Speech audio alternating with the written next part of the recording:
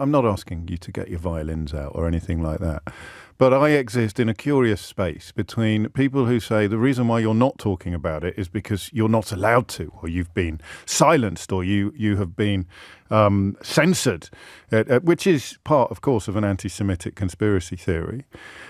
And then if I do talk about it, I routinely get accused of anti-Semitism for committing the crime of relaying some unchallenged facts about what is currently happening. For example, the fact that all humanitarian aid has been cut off, the fact that the remaining trickle of electricity into the Strip was cut off at the weekend, the fact that Benjamin Netanyahu is trying to move the goalposts agreed in January's ceasefire, and the fact that the United Nations reports today that it has found evidence of genocidal acts carried out against Palestinians by way of systematically destroying women's healthcare facilities and using sexual violence as a war strategy. The facts are that that is what the United Nations say that they have found in a report published this morning. Israel's permanent mission to the UN has described the allegations in the report as unfounded, biased, and lacking credibility. But who is allowed to investigate events in Gaza? Who actually is afforded even the thinnest veil of objectivity by the Israeli government? Who is allowed to report? Journalists aren't allowed in. Anybody who gets in and reports back is attacked as biased and up to and including United Nations experts. So why? I don't know.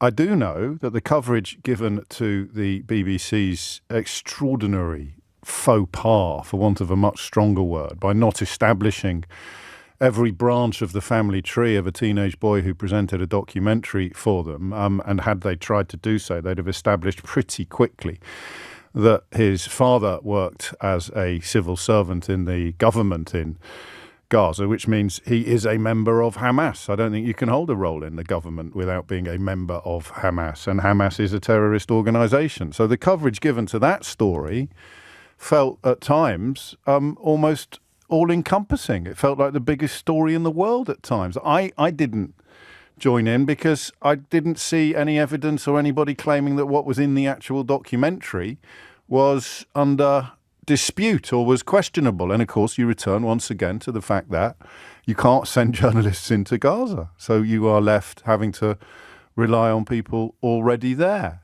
Has the world given up on Gaza? Has the world put its fingers in its ears now? Because, in my view, of the absolute indefensibility of what Israel continues to do. And then the second stroke third question becomes, well, if it's true, that Donald Trump's arrival in the White House hands Benjamin Netanyahu a carte blanche, you consider how hideous some of those tactics have been already.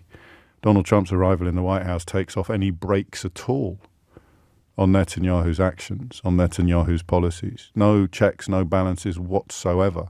Look at how he treated Zelensky in the White House, Donald Trump.